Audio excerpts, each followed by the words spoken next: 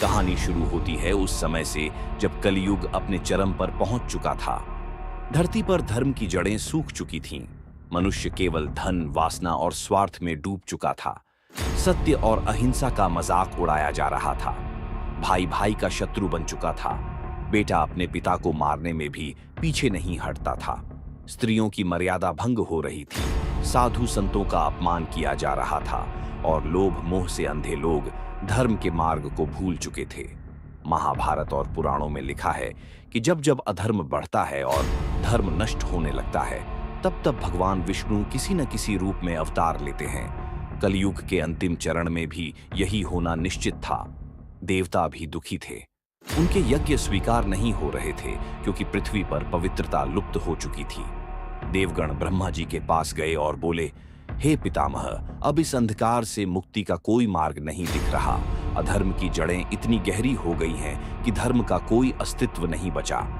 ब्रह्मा जी ने सबको भगवान विष्णु के वैकुंठ लोक में चलने का आदेश दिया। सभी देवता मिलकर वहां पहुंचे और भगवान विष्णु के चरणों में गिर पड़े। विष्णु ने करुणामयी दृष्टि से सबकी ओर देखा।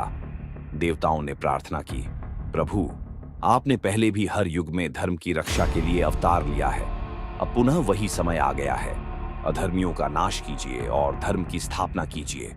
भगवान विष्णु मुस्कुराए और बोले, कलयुग के अंत समय में मैं अपने 10वें अवतार के रूप में पृथ्वी पर उतरूंगा। मेरा नाम होगा कल्कि।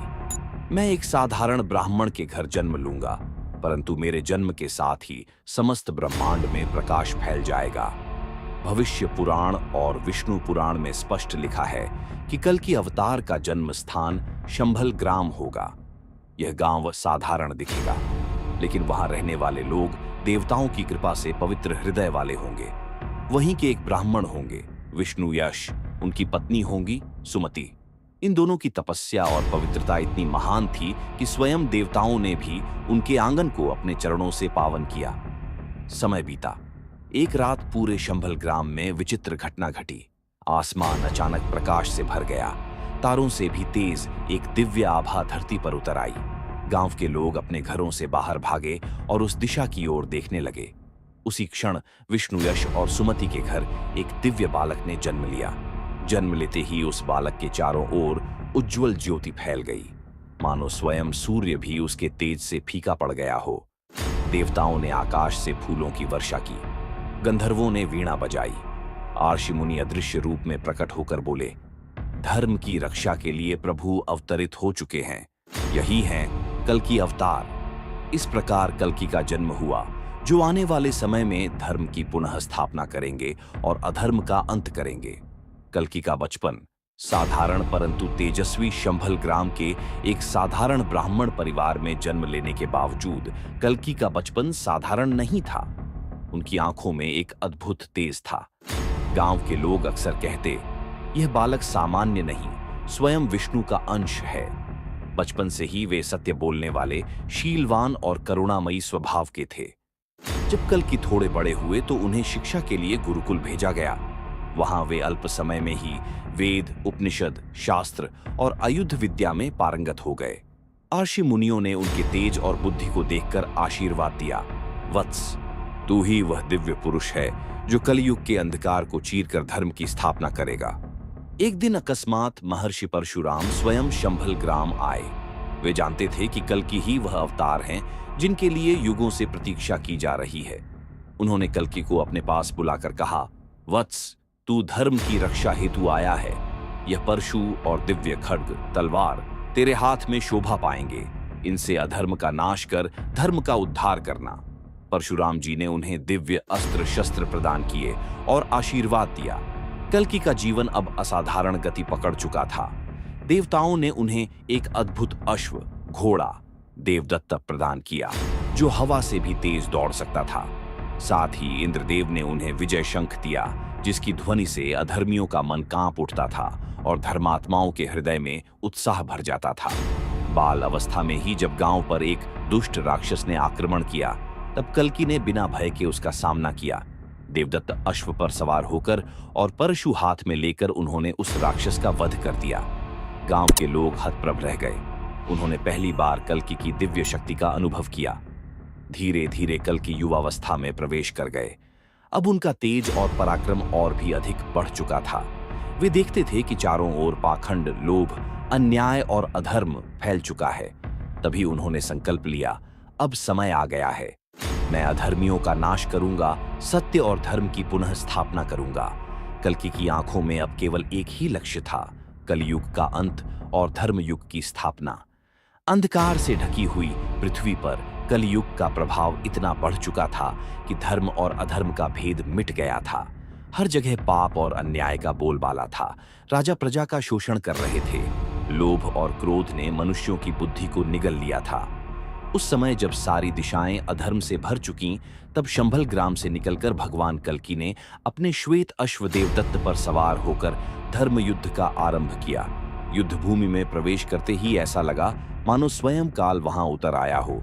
चारों ओर नगाड़े बज उठे, आसमान में बादल गड़गड़ाने लगे और शंख की ध्वनि से दिशाएं कांपने लगीं। दुष्ट शासकों ने अपनी सेनाओं को लेकर घेरा डाल लिया था। रथों की गर्जना, हाथियों का चिंघाड़ना, घोड़ों का हिनहिनाना और सैनिकों की हुंकार से युद्ध भूमि थर्रा उठी। तभी कल्कि ने विजय शंख फूंका और आकाश से देवताओं का आशीर्वाद बरसने लगा। देवताओं ने अपने दिव्य अस्त्र कल्कि को प्रदान किए। अग्निबाणों से आकाश जल उठा। वज्र जैसे अस्त्र शत्रु सेना पर बरसने लगे। कल्कि की तलवार सूर्य के प्रकाश की तरह चमक रही थी। उन्होंने एक ही वार में सैकड़ों दुष्ट योद्धाओं को मृत्यु के घाट उतार दिया। युद्ध भूमि खून से लाल हो गई। अधर्मी शासक मंत्रों और मायावी अस्त्रों का प्रयोग करने लगे, पर कल्कि के तेज और पराक्रम के सामने उनकी सारी माया मिट्टी हो गई। उनका स्वर गूंजा, हे अधर्म के दूतों, अब तुम्हारा अंत निकट है। उनके नेत्रों में प्रज्वलित अग्नि थी, शरीर से दिव्य आभा प्रकट हो रही थी। वे जहां कदम रखते वहां मृत्यु का साया फैल जाता।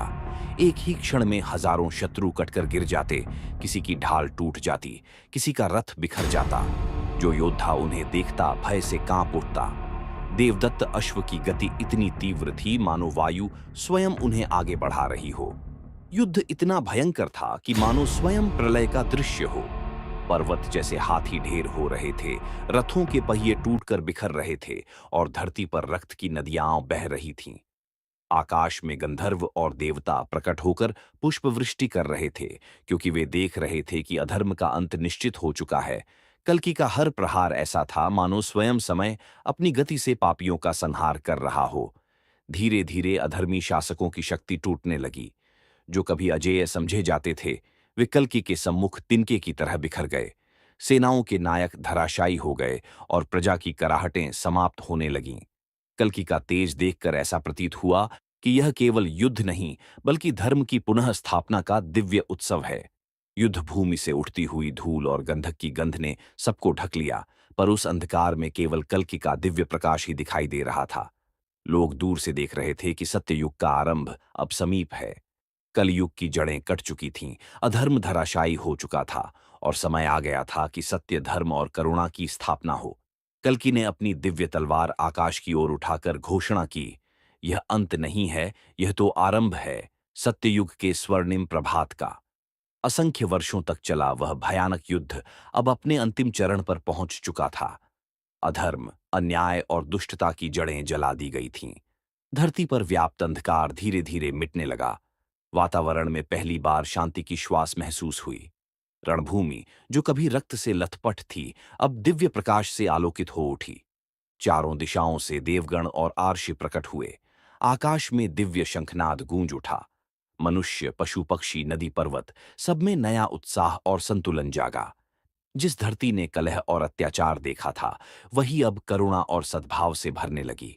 यज्ञवेदी पर देवताओं और ब्रह्मर्षियों की उपस्थिति में कल्कि का राज्याभिषेक हुआ। उन्हें धर्मराज्य का शासक घोषित किया गया। उनके हाथ में शास्त्र और शस्त्र दोनों सौंपे गए।